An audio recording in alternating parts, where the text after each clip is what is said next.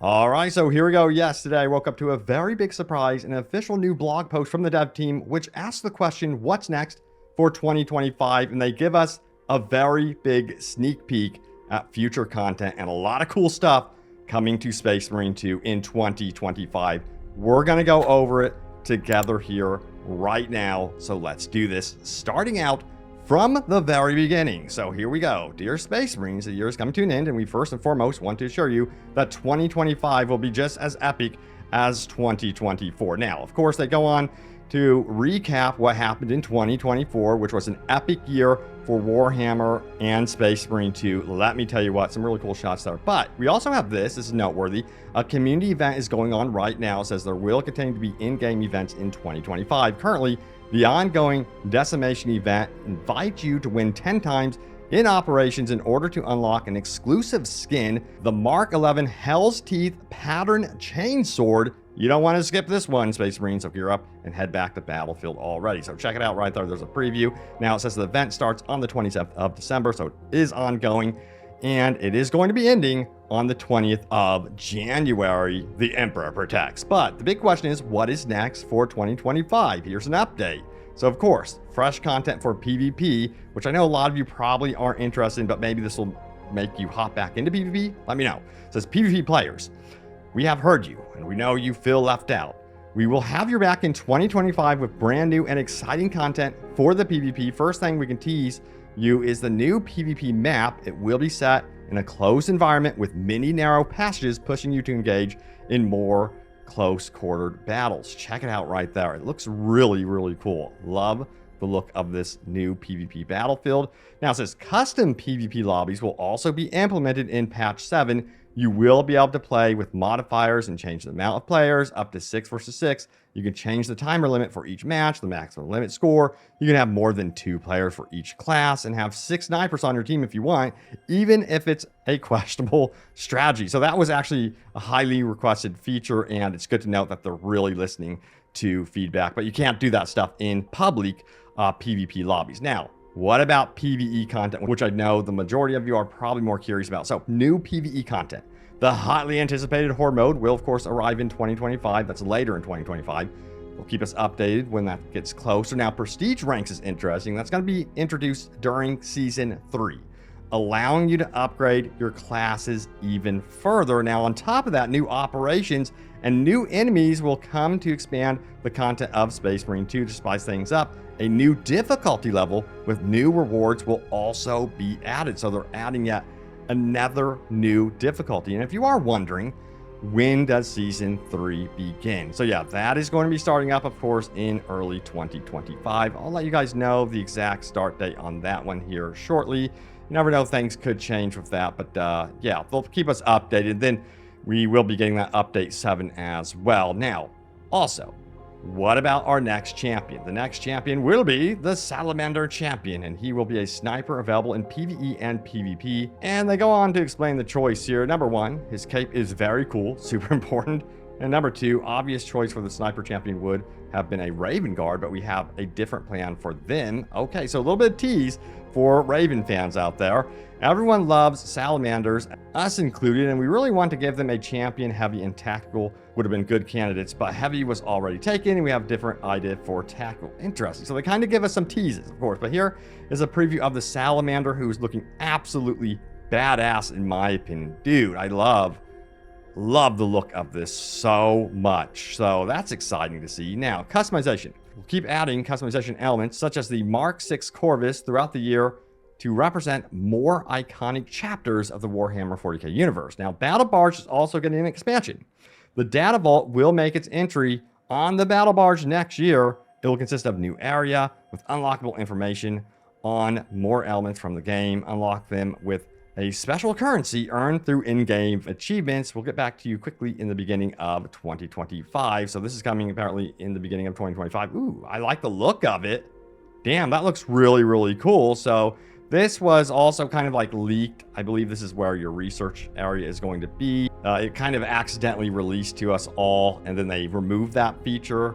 But I wouldn't expect it to be anything absolutely mind-blowing. It sounds like a very, very cool addition, of course. And I think it was originally intended to be at the launch of the game. So they're adding in those features they couldn't get into the game. But we also need to talk about the next big patch update, because there definitely are some things happening in the game that are concerning, that definitely need to be addressed. And I hope that the dev team speak to these things more immediately, including this right here. It says, I didn't know we could lose progress.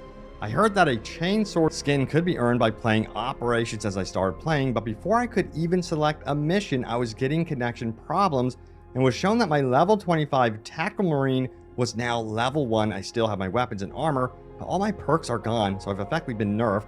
Do I even risk my remaining progress for this skin?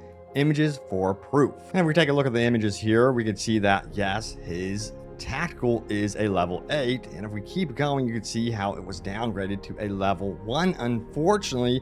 And this has been kind of a problem in Space Marine 2. How big of a problem? Well, I asked you guys, have you had this happen to you? Now, previous patches did state that they have attempted to address this for the most part, and what I'm seeing, it is kind of rare, but this one absolutely has to be addressed, because losing that many levels is definitely concerning. So I'm hoping, crossing my fingers, that this next patch update completely wipes out that bug, because that can be really, really disheartening to lose so much progress. And we have got to talk about this one right here, how Space Marine 2 players want one thing from Secret Levels Warhammer 40K animation in the game. And of course, that is the power axe. So yeah, where's our axe focus? That's a great question, but this thing would be absolutely badass if they could get it into the game with a whole new like move set and abilities.